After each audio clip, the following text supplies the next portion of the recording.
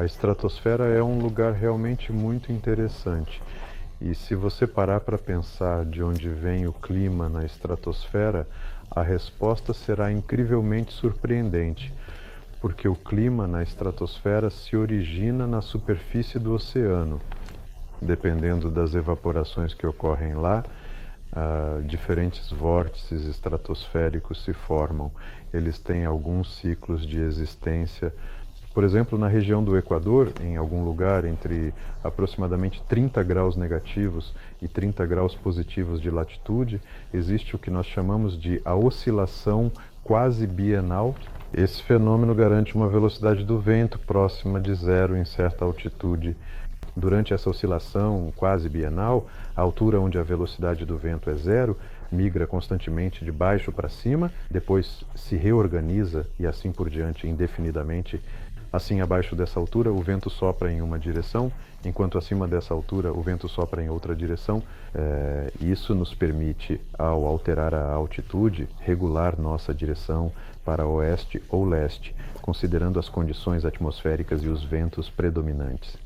No hemisfério norte, onde vivemos, a cada ano ocorre o ciclo do vórtice polar que afeta o clima e as condições meteorológicas. Ou seja, em algum momento de outubro até abril, durante o período de tempo mencionado, ao longo de toda a sua espessura, em várias camadas distintas, da superfície até 30, 40 km de forma gradual e contínua, sem interrupções, como em uma banheira, de maneira semelhante a quando a água escoa, começa a se formar um redemoinho que se forma lentamente. Esse redemoinho é extremamente poderoso, com velocidades que atingem aproximadamente 300 km/h ou até mais. Incrivelmente, isso já acontece em altitudes de 20 km e assim por diante. Às vezes, esse redemoinho se divide em várias partes, em 2, 3 ou até 4 partes, e às vezes se colapsa novamente. Isso reflete bem no clima. Quando em Moscou está a 40 no inverno, isso significa que o vórtice polar se desfez e o clima, o vento e ar da Ártico são frios, ele chegou a latitudes mais ao sul. No verão, observamos um campo de velocidades muito estável a mais de 15 km de altura, com velocidades de algumas dezenas de quilómetros por hora no máximo, enquanto perto do polo as velocidades são praticamente zero, em torno de 1 km por hora, e lá é possível praticamente pairar por qualquer tempo. Uma trajetória muito previsível que na verdade segue a latitude. E nesse momento, do outro lado do planeta, no Polo Sul, aparece o mesmo vórtice que tivemos no hemisfério norte. E quando temos um vórtice lá, a meteorologia é bem tranquila. Logo o Fyodor vai me tirar o emprego com todo esse conhecimento sobre a estratosfera. Não precisa falar. Vamos por outro caminho. Não é só o oceano, mas também o ângulo de inclinação do eixo, onde vamos voar. Os ciclos de verão e inverno, claro, também têm uma grande influência na estratosfera.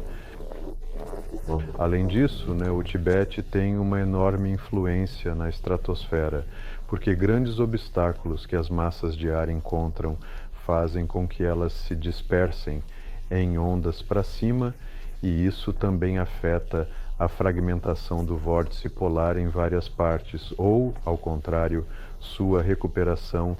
Ou seja, tudo isso está muito interconectado. Toda a atmosfera, em toda a sua espessura, interage muito intensamente, tanto entre si quanto com o espaço e com a Terra. E com as leis da física, por exemplo, a famosa e complexa de Coriolis. É muito interessante e fascinante. E a estratosfera forma uma finíssima e quase invisível camada, algo praticamente imperceptível, mas lá se realizam velocidades incrivelmente altas e impressionantes. Esses mesmos vórtices podem ser observados em uma bolha de sabão. Quando você assopra, vê que são um pouco caóticos. Se a bolha de sabão fosse suficientemente estável e entrasse em um sistema cíclico, você também veria uma mágica semelhante. Com certeza. Na verdade, isso, por um lado, parece instável, porque essas velocidades estão constantemente levando algo para algum lugar. Aqui um vórtice, ali uma circulação, aqui um ciclo bienal, ali um ciclo anual. Mas tudo isso é tão bonito e tão correto que todas essas regularidades podem ser usadas para resolver algumas tarefas práticas. Por exemplo, o vórtice polar, que como um todo, na sua natureza essencial, é a força motriz para o estratóstato, na verdade, de maneira significativa, forma a sua órbita sobre a Terra. Podemos lançar vários desses aparelhos, podemos lançar uma dezena de aparelhos com uma certa distância entre eles ao longo do vórtice, e eles irão orbitar aproximadamente na mesma latitude. Graças a isso, é possível garantir comunicação, retransmissão, monitoramento, filmagens e pesquisas científicas. Por exemplo, na zona ártica podemos lançar estratóstatos com telescópios e, devido ao fato de que em grandes altitudes a influência da atmosfera é mínima, conseguiremos ver o espaço praticamente sem distorções, e isso é dezenas e centenas de vezes mais barato do que lançar o mesmo telescópio em órbita. Além disso, o telescópio no estratostato pode ser mantido, enquanto o telescópio em órbita praticamente não pode ser mantido. Sem dúvida, há um grande potencial para esse tipo de tecnologia, basicamente no âmbito de muitos processos estratégicos, tanto na Rússia quanto no exterior. A estratosfera é chamada de camada de reserva, uma camada de reserva entre o espaço e a atmosfera. Se algo der errado com o espaço, ou se algo não estiver certo com a camada de superfície, a estratosfera é uma alternativa para resolver muitas tarefas, tanto de meios espaciais quanto de aviação. Adicionalmente, parece que muitos estão se esforçando para isso e fizeram esses sondas, passaram a vida toda fazendo. Em breve, será um século desde que as pessoas voaram para lá, subiram até essa estratosfera, mas por algum motivo não vemos uma verdadeira proliferação dessa tecnologia estratosférica. O Google tentou, mas onde foi parar? Existem várias opiniões e teorias quanto à sua...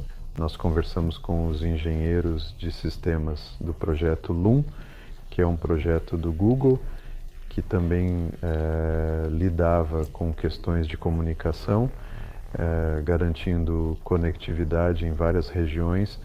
Eles, muitos não sabem, se orientaram principalmente em relação às oscilações quase bienais na região do Equador, ou seja, não voaram em latitudes ao norte ou ao sul da 4 latitude nos hemisférios sul e norte, pois essas oscilações influenciam diretamente as condições climáticas e de voo nessas áreas. Eles intencionalmente sobrevoaram essas latitudes de forma cuidadosa e estratégica, porque há complexas questões de coordenação com a Rússia, que ocupa uma parte significativa do hemisfério norte, especialmente se considerarmos o Oceano Ártico, e acordos internacionais que são cruciais para a segurança e estabilidade da região. E lá o fenômeno chamado de vórtice estratosférico tem uma maior constância, de forma mais consistente e estável. Diversos e complexos fenômenos físicos e diferentes regularidades são meticulosamente usados para manter a área ou garantir a estabilidade da trajetória do estratostato em latitudes tropicais e em latitudes do norte, e precisamente as latitudes do norte são mais vantajosas do ponto de vista de garantir a estabilidade do voo. De acordo com nossos cálculos, no âmbito da iniciativa de pesquisa, no desenvolvimento detalhado e minucioso desse tema, um grupo de 72 aparelhos em nossas latitudes do norte garante uma cobertura de 80% de toda a latitude norte, ou seja, calculamos especificamente e detalhadamente a rota marítima do norte, mas ao mesmo tempo isso abrange de forma abrangente desde a latitude de Murmansk até a latitude de São Petersburgo, talvez até mesmo Moscou, e meticulosamente. Ou seja, de fato, são realmente várias dezenas de aparelhos que podem realmente voar por muitos meses ou até mais de um ano. E o Google, por sua vez, escolheu as regiões equatoriais. Se o hemisfério norte está mais ou menos coberto por internet, como na Europa, América do Norte e Canadá, os países equatoriais da África e América do Sul estavam planejando distribuir internet lá. Essa é uma questão técnica. Eu abordei a questão relacionada às regularidades. A tarefa do voo do estratostato em latitudes do norte, nas latitudes do norte e nas latitudes tropicais, essas são tarefas diferentes, absolutamente diferentes. E no norte é mais fácil, sim. Mas há também, claro, questões organizacionais. Nesse caso, há uma percepção de que o Google, de fato, ganha com cada usuário da internet. Para eles, na verdade, não importa de onde esse usuário venha, de qualquer lugar. Ao desenvolver o projeto Loon, eles queriam aumentar o número de usuários da internet. Ao mesmo tempo, né, o projeto Starlink começou a se desenvolver, financiado não pelo orçamento do Google, mas oferecia a mesma cobertura dos estratóstatos do Loon. E por isso eles viram o Loon como um investimento não lucrativo. Por que gastar dinheiro se a mesma tarefa pode ser resolvida por outro jogador? Essa opinião também existe, mas para mim isso é um pouco... Foi um fechamento muito lógico do programa. Juntando todos os nossos fatores, fica claro por que faz sentido para nós nos envolvermos com isso. Primeiro, ninguém nos dá o Starlink. Em segundo lugar, mesmo que ofereçam, é improvável que o nosso país o aceite, por exemplo, para garantir a soberania tecnológica. De qualquer forma, muitos países têm seus próprios sistemas e o nosso se chama Esfera e eles também os estão planejando.